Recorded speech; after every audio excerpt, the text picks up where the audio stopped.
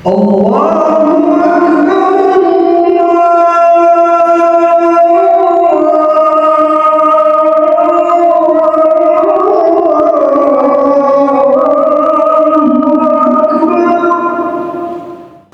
কাবার আদলে মসজিদটি নির্মাণ করা হয়েছে। দেখলে মনে হবে মসজিদটির নির্মাণ কাঠামোতে কাবা শরীফের ছোঁয়া লেগে আছে। চোখ ধাঁধানো এই মসজিদের সবচেয়ে বড় আকর্ষণ হলো সামনের দিকে কালো রঙের মাধ্যমে ফুটিয়ে তোলা হয়েছে পবিত্র কাবার আকৃতি। দেয়ালে সোনালী রং দিয়ে লেখা হয়েছে আল্লাহর নাম এবং তার প্রিয় বান্দা শেষ নবী হযরত মুহাম্মদ সাল্লাল্লাহু আলাইহি ওয়াসাল্লামের নাম। এর সৌন্দর্য দূর থেকেই অবলোকন করা যায়। মসজিদের ভেতরে মেম্বারের দেয়ালের ডিজাইনও একই। উপরের দিকে বড় করে সোনালী রং দিয়ে লেখা আছে লা ইলাহা ইল্লাল্লাহু মুহাম্মাদুর রাসূলুল্লাহ সাল্লাল্লাহু আলাইহি ওয়াসাল্লাম। নামাজের কাতারে বেশ কয়েকটি বেঞ্চ রাখা হয়েছে, যা অন্য কোনো মসজিদে দেখা যায় না। কেউ ক্লান্ত হলে বসতে পারেন, আবার কেউ হেলানো দিতে পারেন। 5 তলা বিশিষ্ট এই মসজিদে আলাদা কোনো জানালা নেই। এমন ভাবে নকশা করা হয়েছে যা প্রাকৃতিক আলোয় ভরপুর। দেশের অন্য কোনো মসজিদের প্রতিটি ফ্লোর থেকে ইমাম খতিবকে দেখা যায় না, কিন্তু মসজিদ আল মোস্তফার প্রতিটি ফ্লোর থেকেই ইমাম খতিবকে দেখা যায়। শুধু তাই নয়, নারীদের জন্য রয়েছে আলাদা নামাজের জায়গা। পুরুষ নারী মিলিয়ে একসঙ্গে প্রায় 11,000 মানুষ নামাজ আদায় করতে পারেন।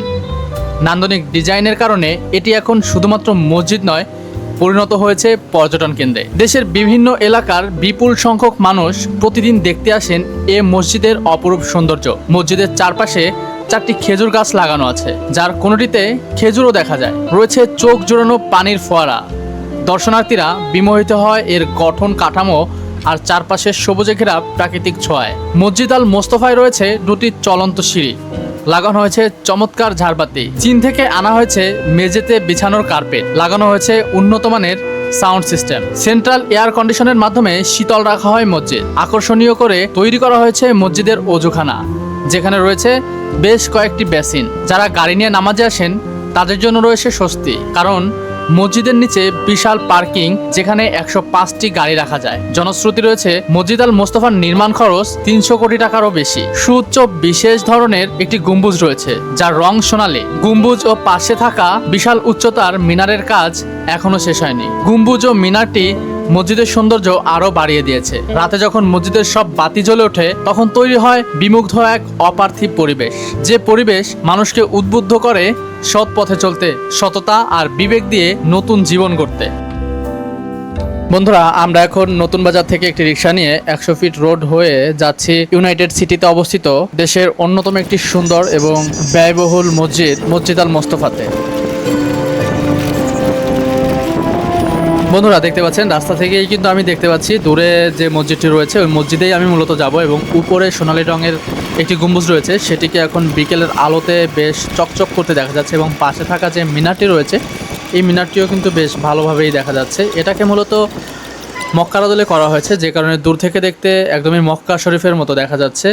এবং আমি আপনাদেরকে সামনে থেকে দেখাবো, পিছন থেকে দেখাবো এবং ড্রোন ফুটেজের মাধ্যমেও দেখানোর চেষ্টা করব। সো ভিডিওটি না টেনে সম্পূর্ণ দেখুন এবং লাইক কমেন্ট করে সঙ্গেই থাকুন।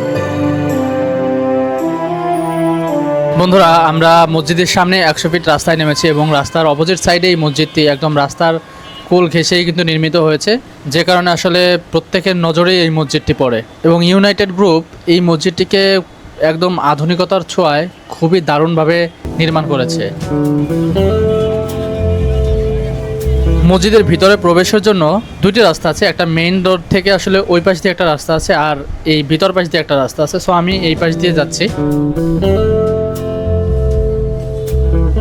এই মসজিদের চমৎকার একটি বিষয় হচ্ছে, আপনি যেই কোনো পাশেই দাঁড়াবেন সেখান থেকেই নতুনত্ব একটি সৌন্দর্য দেখতে পাবেন। যেই পাশে দাঁড়াবেন সেখানকার একটা সৌন্দর্য আলাদাভাবে খেয়াল করতে পারবেন। এবং এই পাশ থেকে আপনারা যে সৌন্দর্যটা দেখতে পাচ্ছেন সেটা এই যে দৃশ্য। এবং আমরা এখনও ভিতরে প্রবেশ করিনি, বাইরে থেকেই যতটুকু দেখা যাচ্ছে দেখাচ্ছি এবং আমি ভিতরের সব কিছুই আপনাদেরকে দেখানোর চেষ্টা করব।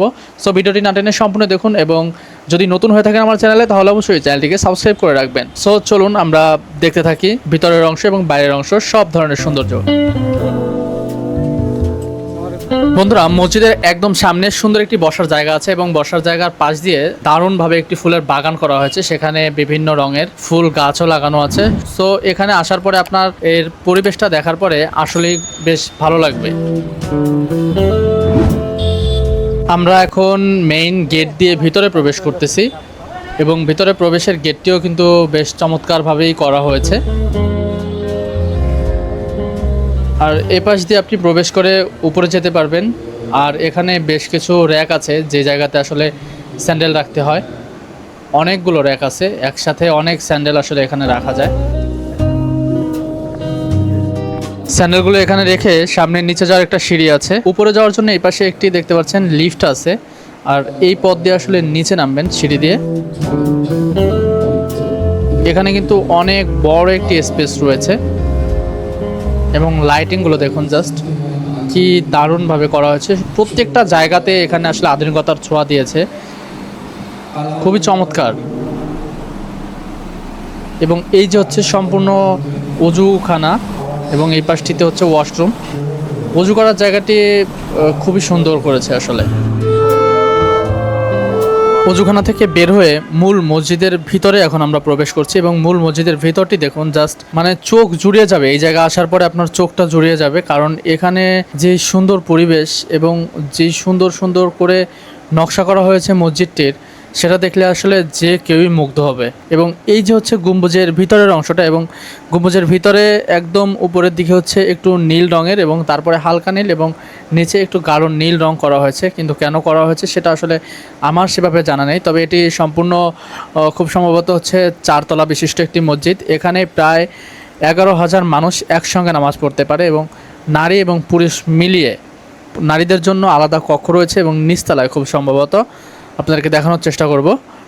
আর এই জায়গাতেও অনেক মানুষ একসঙ্গে নামাজ পড়া যায় এবং এই জায়গা ছাড়াও এবং একদম সামনে কিন্তু আরেকটি জায়গা রয়েছে যে জায়গাতে আসলে ইমাম সাহেব থাকেন এবং তার পিছনে আরও অনেক লোকই আসলে নামাজ পড়া যায় ওই ভিতরের জায়গাটিতেও। দেখতে পাচ্ছেন এই মুহূর্তেও কিন্তু প্রচুর মানুষ মসজিদে রয়েছে।